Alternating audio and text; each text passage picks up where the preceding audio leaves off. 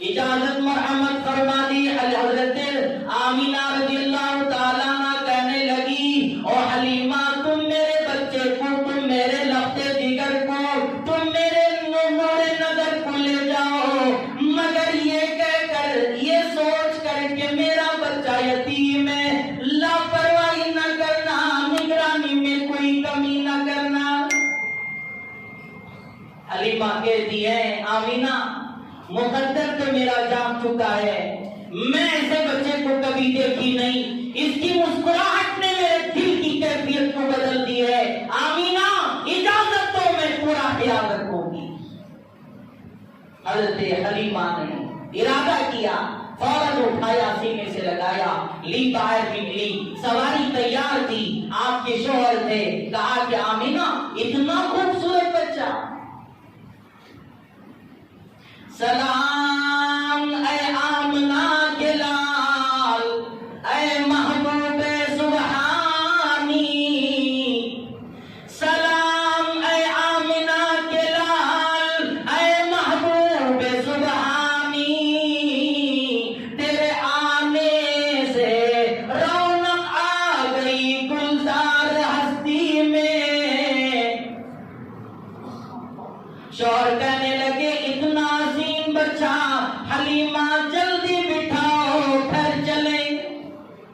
بٹھایا، دونوں کو بٹھایا، آپ صلی اللہ علیہ وسلم کو اور حضرت حلیمہ کو، وہ گود میں لیے بیٹھ گئی، پیچھے بیٹھی ہوئی تھی، اور یہ شوہر سامنے بیٹھے، اونٹ کو اٹھانا چاہا مگر اونٹ اٹھتی نہیں، اسے پھر اترتے، نیچے اترتے، پھر اٹھاتے تو اونٹ پھر اٹھنے لگتی ہے، پھر وہ بیٹھ کر اٹھانا چاہتے ہیں، نہیں اٹھتی۔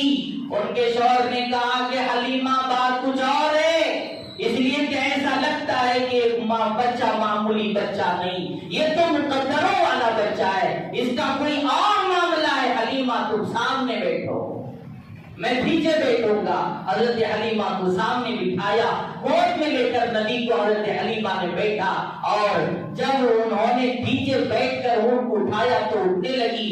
وہ جب آ رہی تھی مکہ تو لاغر تھی، وہ جب آ رہی تھی تو کمزور تھی، ضعیف تھی، مگر جب جا رہی تھی تو وہ جو ڈاڑیاں تھی تو وہ بہت پہلے نکل چکی تھی، ان کا سامنا کرنا، ان تک پہنچنا تو ممکن ہی نہیں تھا۔ یہ دوڑتے ہوئے ایسا تیز چلنے لگی کہ وہاں تک پہنچ گئی۔ وہ لوگ عورتیں کہنے لگی، دائیاں وہ حلیمہ کیا بات ہے، سواری بدل کر آئی ہو؟ حلیمہ کہتی ہیں سواری بدلی نہیں، سواری یہی ہے، سوار ہونے والا بدل چکا ہے۔ آواز نہیں آئی؟ سبحان اللہ۔ اے آپ کے اور میرے نبی کی تعریف کا اندازہ لگاؤ۔ جب وہاں پہنچے، حلیمہ سعدیہ کے گھر کے اندر کچھ ایک دو بکریاں تھیں، وہ بھی ایک دم لاغر، وہ بھی ایک دم کمزور، ان کے تھنوں میں دودھ نہیں تھا۔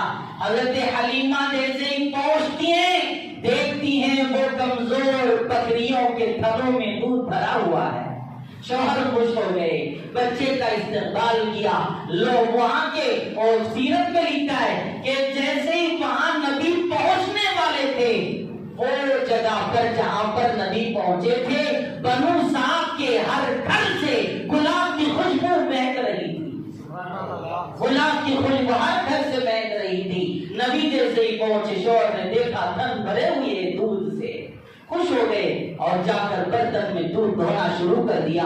دودھ دھوا، ایک برتن مکمل بھر گئی، پھر دوسری لائے، پھر وہ بھی بھر گئی، کہا کہ آمینہ دودھ تیسری بھی لاؤ، تیسری بھی بھر گئی۔ گھر میں جتنے سامان تھے سب دودھ سے بھر گئے، مگر گھر میں دودھ پھر بھی باقی ہے۔ سبحان اللہ، اللہ اکبر کبیرہ۔ اللہ کے نبی صلی اللہ علیہ وسلم کی برکت کا یہ تھا معاملہ کہ بنو سعد کا قبیلہ جہاں پر بکریوں کو چرنے کے لیے گھاس نہیں تھا، جانوروں کے لیے کوئی سامان نہیں تھا، پانی کا کوئی انتظام نہیں تھا، سارا میدان ہرا بھرا ہوا کرتا تھا۔ لوگ دیکھتے تھے، کہتے تھے کہ اوہ بکریاں چرانے والوں وہاں لے جاؤ بکریاں جہاں پر حلیمہ کی بکریاں چرتی ہیں، اس لیے کہ وہاں چرنے سے دودھ زیادہ نکلتا ہے۔ انتہائی خوبصورت انتہائی حسین و جمیل واقعات امام الانبیاء صلی اللہ علیہ وسلم کے آگے بھی بہت سارے واقعات ہیں، انشاءاللہ میں آگے آپ کو بتاؤں گا۔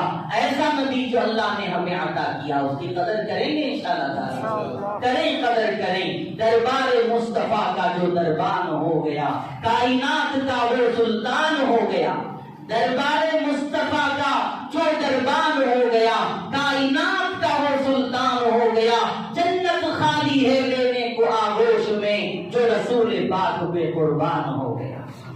قربان ہو جائیں گے انشاءاللہ تعالی۔ اللہ فرماتے، ایک شاعر کہتا ہے کہ محمد سے وفا تو نے تو ہم تیرے ہیں، کہ محمد سے وفا تو نے تو ہم تیرے ہیں، یہ جہاں چیز ہے کیا لوح و قلم تیرے ہیں۔ اس کا ترجمہ یہ ہے، اگر تو میرے نبی کی وفا کرے گا، تو میرے محبوب کو اپنا بنائے گا، تو جب میں تیرے ہاتھ میں کاغذ دوں گا، ایک ہاتھ میں قلم دوں گا، تو اپنے ہی حساب سے، تو اپنے ہی خیال سے اپنے مقدر کو لکھ لے، جو چاہتا ہے وہ ہو جائے گا۔ اللہ تعالیٰ ہم سب کو عاشق رسول بنائے۔